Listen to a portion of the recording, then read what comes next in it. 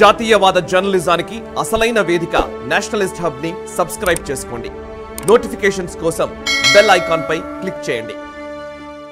మహాభారతంలో కురుక్షేత్ర యుద్ధానికి సంబంధించిన విషయంలో శ్రీకృష్ణుడు యుద్ధం అనివార్యం అని తెలిసినప్పటికీ కూడా అసలు యుద్ధం వద్దు అని అటు కౌరవుల్ని సంప్రదిస్తాడు. అయితే కురు మహాసభకు వెళ్ళి అక్కడ ఈ శాంతి మంత్రాన్ని పఠిస్తాడు శ్రీకృష్ణుడు. యుద్ధం వద్దు, ఎందుకంటే యుద్ధం చేసినట్లయితే దానివల్ల మనం ఎంత కోల్పోతాం, భవిష్యత్తు ఎంత నాశనం అయిపోతుంది, ప్రకృతి ఎంత పాడవుతుంది, రక్త సంబంధీకులందరూ కూడా గొడవపడి ఆ తర్వాత ఈ అక్షౌహిణులు అని అన్నాం కదా. సో అక్షౌహిణులు అంటే వీళ్ళంతా కూడా ఈ సోల్జర్స్, అందులో ఏనుగులు గుర్రాలతో సహా అటు జంతువులు అన్నీ కూడా మొత్తానికి అందరూ నాశనం అయిపోతారు, ఏది బతకదు, భవిష్యత్తు ఉండదు అని అటు దుర్యోధనుడికి ఆ టీం అందరికీ కూడా కృష్ణుడు చెప్తాడు స్వయంగా కూర్చొని కురుమహాసభలో. కానీ దుర్యోధనుడు పొరపాటున కూడా వినడు. లాస్ట్కి కొంత కాంప్రమైజ్ అయ్యి ఒక 5 గ్రామాలని పాండవులకు ఇచ్చేస్తే అట్లీస్ట్ వాళ్ళు ఆ 5 గ్రామాలన్నా రాజ్యం ఏలుకుంటారు, మీ జోలికి రారు అని చెప్తాడు. 5 గ్రామాల సంగతి సరే, సూది మొనగూడా ఇవ్వనంటాడు దుర్యోధనుడు. ఆ తర్వాత కృష్ణుని కూడా బంధించే ప్రయత్నం చేస్తాడు. ఆ తర్వాత కృష్ణుడు తన విశ్వరూప సందర్శనం, ఆ తర్వాత దుర్యోధనుడిని మిగతా వాళ్ళందరినీ కూడా ఆ శాపం పెట్టేస్తాడు. మొత్తానికి వంశం సర్వనాశనం అయిపోతుందని చెప్పేస్తాడు, అయిపోతుంది. ఆ తర్వాత పాండవుల దగ్గరికి వెళ్ళిపోయి నో డౌట్ మనం యుద్ధానికి వెళ్లాల్సిందే, ధర్మాన్ని నిలబెట్టడానికి యుద్ధానికి వెళ్లాల్సిందే అనే విషయాన్ని పాండవులకు చెప్తే పాండవులు కూడా ఓకే ప్రిపేర్డ్. ఆ తర్వాత మళ్ళీ అర్జునుడు కృష్ణుడిని అడగడం, భగవద్గీతలో మళ్ళీ చెప్పడం, ధర్మ సంస్థాపన కోసం ఇదంతా చేస్తున్నాం. బట్ ఇక్కడ మనకు అనిపిస్తుంది నిజంగానే యుద్ధం ధర్మం కోసం అయినప్పటికీ కూడా యుద్ధం చేసిన తర్వాత దాని కాన్సిక్వెన్సెస్ కానీ ఆఫ్టర్ ఎఫెక్ట్స్ కానీ చూస్తే ఎవడి కోసం ఈ యుద్ధం? మరి నిజంగా కురుక్షేత్ర యుద్ధం పూర్తిగా గడిచిన తర్వాత మిగిలింది ఎవరంటే పాండవులు, ఇంకో 3-4 వీళ్ళే తప్ప మొత్తం అందరూ చనిపోయారు. ఎవడి కోసం రాజ్యం వెళ్ళాలి ఇప్పుడు? సో అటువంటి పరిస్థితులు. సో యుద్ధం ధర్మం కోసమే, కానీ యుద్ధం వల్ల వచ్చిన కాన్సిక్వెన్సెస్ ఏమిటి అంటే దానికి కృష్ణుడు కూడా ఆన్సర్ చెప్పే పరిస్థితి ఉండకపోవచ్చు ఒక్కోసారి. అట్లాంటి situations same Hamas and Israel యుద్ధం కూడా ఇప్పుడు అలాగే ఉంది. సో రకరకాల యుద్ధాలు మనం చూసాం, బట్ ఈరోజు హమాస్ అండ్ ఇజ్రాయిల్ మధ్యలో జరుగుతున్న ఈ యుద్ధం అట్లాగే ఉంది. ఈ వీడియో వీలైతే మీ మిత్రులకు షేర్ చేయండి, ఎందుకంటే గాజాలో ఇప్పుడు ఎలాంటి దౌర్భాగ్య పరిస్థితులు ఉన్నాయి, దుర్భరమైన పరిస్థితులు ఉన్నాయి. భూకంపం వచ్చిన తర్వాత మొత్తం అక్కడంతా శిథిలమైపోయి ఆ తర్వాత తినడానికి తిండి లేని పరిస్థితుల్లో మళ్ళీ జీవితాన్ని మొదలుపెట్టిన సిచ్యువేషన్స్ ఏ విధంగా ఉన్నాయనేది ఈ వీడియోలో నేను కళ్ళకు కట్టినట్టు నేను చెప్తాను. సో వీలైతే ఈ వీడియోని మిగతా మిత్రులకు షేర్ చేయండి. సో ఇక్కడ నేను గాజాకి కానీ ఇజ్రాయెల్కి కానీ సపోర్టుగా ఏం మాట్లాడట్లేదు, కేవలం గాజాలో ఇప్పుడున్న పరిస్థితి మాత్రమే నేను వివరిస్తున్నాను. దయచేసి మన ఛానల్ని సబ్స్క్రైబ్ చేసుకోండి అండ్ ఈ వీడియోని కూడా మీ మిత్రులకు షేర్ చేయండి. సో ఓవరాల్గా హమాస్ నిజంగా యుద్ధాన్ని కోరుకుంది. సో ఇక్కడ ఈ యుద్ధాన్ని కోరుకున్న తర్వాత హమాస్ని టార్గెట్ చేసింది ఇజ్రాయెల్. సో ఇజ్రాయెల్ ఒక శపథం చేసింది, మొత్తం హమాస్ని తుడిచిపెట్టేస్తాను, మొత్తం హమాస్ అనే ఉనికే లేకుండా చేస్తాను అని ఒక శపథం చేసింది. కురువంశాన్ని హమాస్ని కంపేర్ చేయట్లేదు, బట్ సిచ్యువేషనల్ కంపారిజన్ మాత్రమే.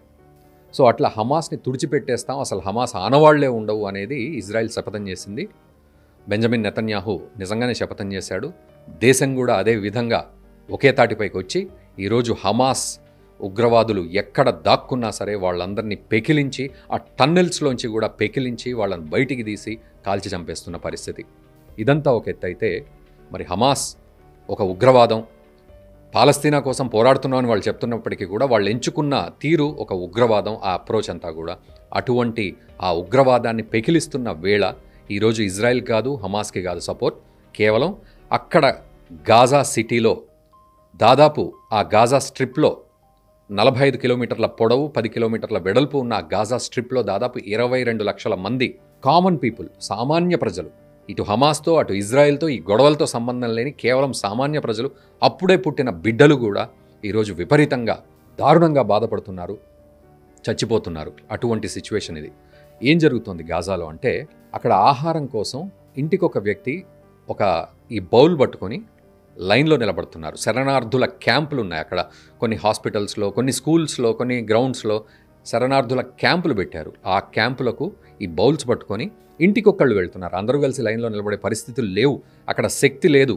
ఒక క్యాన్సర్ వచ్చిన తల్లి తన కొడుకును పంపిస్తే ఆ కొడుకు ఆ బౌల్ పట్టుకొని నిలబడితే అతని వంతు వచ్చే వరకు ఆ బౌల్లోకి ఆ ఫుడ్ రావాలి అనే పరిస్థితి ఉంటే, ఆ బౌల్లో ఆ ఫుడ్ ఇంత పడితే తను వెళ్ళి వాళ్ళ అమ్మకిస్తే వాళ్ళమ్మ మిగతా 3-4 పిల్లలకి ఆ ఫుడ్డును పెట్టి ఆ అమ్మ కొంచెమే తింటుంది ఆ ఫుడ్.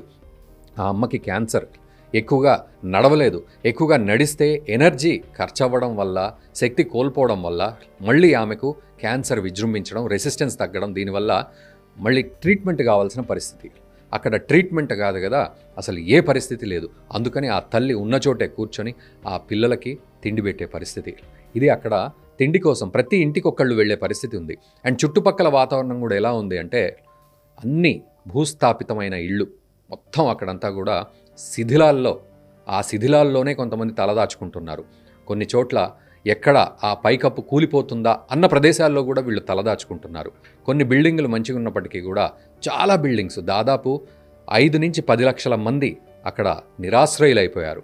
వాళ్ళు మెల్లిమెల్లిగా ఇజ్రాయెల్ చెప్తున్న పరిస్థితి ఎట్లా ఉంటుంది అంటే పైనుంచి నార్త్ నుంచి సౌత్కు వెళ్ళిపోతున్నారు. వాళ్ళు నార్త్ నుంచి అలా ఇజ్రాయెల్ ఫోర్సెస్ ఏవైతే ఉన్నాయో వాళ్ళంతా కూడా ఆ బాంబులు వేసుకుంటూ ఆ గాజా సిటీ నుంచి కిందికి పంపించేస్తున్నారు. రఫా క్రాసింగ్ వరకు కూడా వెళ్ళిపోతున్నారు వాళ్ళు.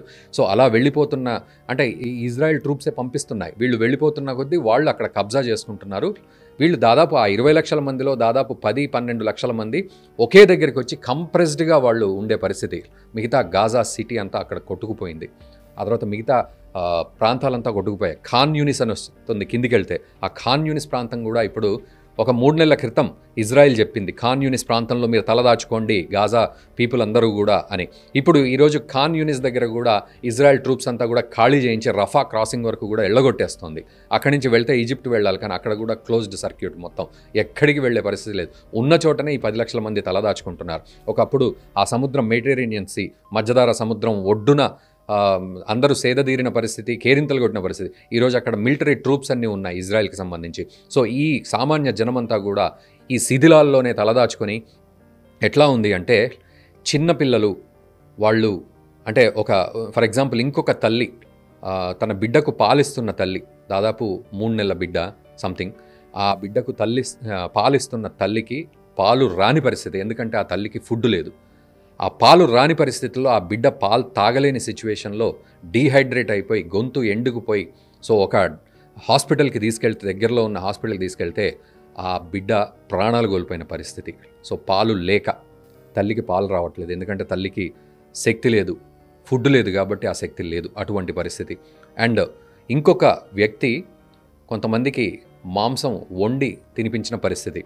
వాళ్ళు అది ఏ మాంసం అని కూడా అడగకుండా తిన్న పరిస్థితులు అక్కడ ఉన్నాయి. తీరా తెలిసింది ఏంటంటే ఆ వ్యక్తి తనకున్న 2 గుర్రాల్ని చంపి ఆ గుర్రాల మాంసాన్ని మిగతా వాళ్ళకి ఇచ్చాడు. వాళ్ళు అది గుర్రం మాంసం అని తెలియకుండా తిన్న పరిస్థితి ఈరోజు గాజాలో ఉంది. సో చిన్నపిల్లలు కానీ పెద్దోళ్ళు కానీ ఇటువంటి సిచ్యువేషన్స్లో ఉన్నారు. తర్వాత పైప్ లైన్ తవ్వుతున్నారు, ఎక్కడికక్కడ తవ్వుతున్నారు. ఆ భూమిని తవ్వితే ఎక్కడైనా నీళ్లు దొరుకుతాయేమో, సముద్రం పక్కనే కనుక తవ్వితే ఎక్కడైనా నీళ్లు దొరుకుతాయేమో, ఆ నీళ్లతో మనం మంచినీళ్లు దొరికితే కొంచెం కడుపు నింపుకుందాం, గొంతు తడుపుకుందాం అనే పరిస్థితులు ఎక్కడ పడితే అక్కడ తవ్వుతాం. కొన్ని చోట్ల ఏవైనా పైప్ లైన్స్ వెళ్తాయేమో అని చెప్పి తవ్వుతూ ఉన్నారు. సో కొన్ని మురికి నీళ్లు కనబడితే వాటిని తాగుతూ ఉన్నారు. ఆ తాగడం వల్ల పళ్ళన్నీ గారలు పట్టిపోయి గొంతంతా కూడా పట్టేసి కడుపులో గట్టు ప్రాంతం కానీ ఇంటెస్టైన్స్ కానీ పేగులన్నీ కూడా పాడైపోయి డైజెస్టివ్ సిస్టమ్ ఇన్ఫెక్షన్స్ వస్తున్నాయి. అక్కడ చాలామందికి థ్రోట్ ఇన్ఫెక్షన్స్ వస్తున్నాయి అండ్ రకరకాల ప్రాబ్లమ్స్ వస్తున్నాయి. అండ్ చిన్న పిల్లలకి డైపర్లు వేసే పరిస్థితులు, మనం ఇక్కడ చాలా కంఫర్టబుల్గా ఉంటున్నాం అన్ని విషయాల్లో, అక్కడ చిన్న పిల్లలకి డైపర్లు వేసే పరిస్థితి, ఆ డైపర్లు నిండిపోతే వాటిని పడేసిన తర్వాత కనీసం క్లీన్ చేసే పరిస్థితి కూడా లేదు.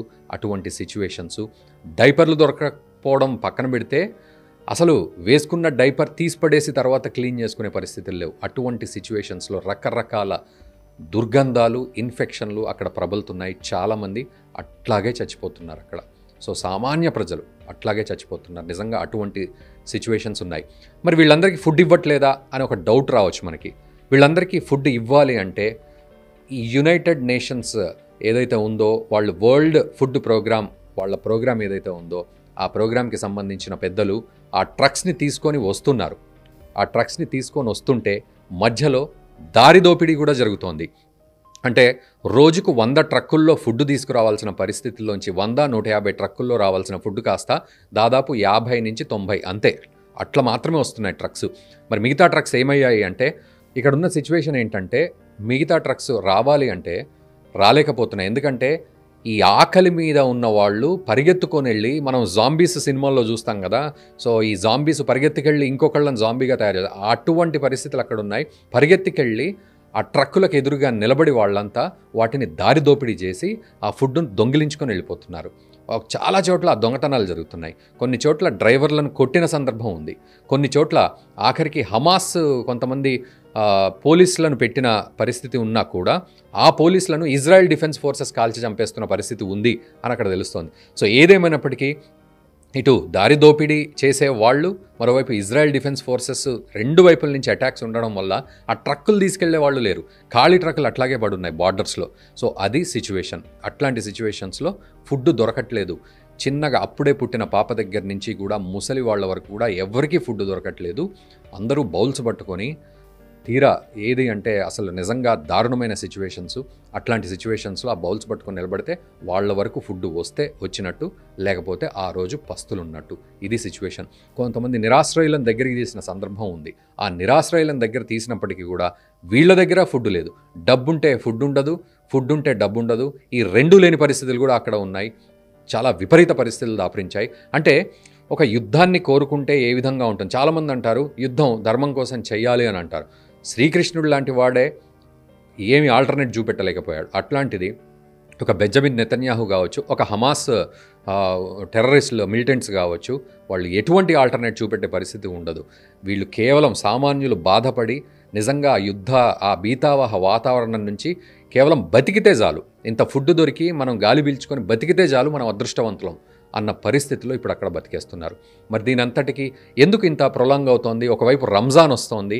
రంజాన్ కల్లా కూడా శాంతియుతంగా ఉండాలి అక్కడ సిచ్యువేషన్స్ అని కోరుకుంటున్నారు. అది చూద్దాం, మనం కూడా ఆ కోరిక నెరవేరాలనే చూద్దాం. ఎందుకంటే యుద్ధం ఎప్పుడు కూడా కోరదగింది కాదు, శ్రేయస్కరం కాదు. బట్ ఇక్కడ ఒక విషయం, సొల్యూషన్ ఏమిటి అంటే, ఇప్పటికీ హమాస్ వాళ్ళు కొంతమంది ఇజ్రాయేలీలను బందీలుగానే ఉంచుకున్నారు. మరి ఇంత మారణహోమం జరుగుతున్నా, ఇంత దారుణమైన సిచ్యువేషన్స్ ఉన్నా మరి హమాస్ వాళ్ళు ఎక్కడైనా కాంప్రమైజ్ అవుతున్నారా అంటే వాళ్ళని అలాగే పట్టుకొని ఉన్నారు బందీలుగా. అండ్ ఇజ్రాయెల్ వాళ్ళని విడిచిపెట్టండి, ఆ తర్వాత మీకు ఫుడ్ వస్తుంది, మెడిసిన్ వస్తుంది, అన్నీ వస్తాయి అని వీళ్ళు చెప్తున్నారు. సో ఎవ్వరూ కాంప్రమైజ్ అవ్వట్లేదు. మరి ఏం చేయాలి పరిస్థితి, ఎటువంటి సిచ్యువేషన్స్ అని మీరు అనుకుంటున్నారో దీన్ని కామెంట్ చేయండి. అండ్ మీ మిత్రులకు దయచేసి ఈ కళ్ళకు కట్టినట్టు ఈ వివరణ అంతా కూడా దయచేసి షేర్ చేయండి. ఒక యుద్ధం వల్ల ఈరోజు ఎలాంటి పరిస్థితులు ఉన్నాయి అని మాత్రమే మనం ఈ వీడియోలో మాట్లాడుకుంటున్నాం. Thank you very much. ఈ వీడియో మీకు నచ్చినట్టయితే లైక్ చేయండి, 10 మందికి షేర్ చేయండి. అలాగే కామెంట్ల రూపంలో మీ అభిప్రాయాలను మాతో పంచుకోండి. Nationalist hub group of channels ను సబ్స్క్రైబ్ చేసుకుని తెలుగునాట జాతీయవాద జర్నలిజాన్ని ప్రోత్సహించండి. ఈ వీడియో కింద ఉన్న బెల్ ఐకాన్ పై క్లిక్ చేయడం మర్చిపోవద్దు.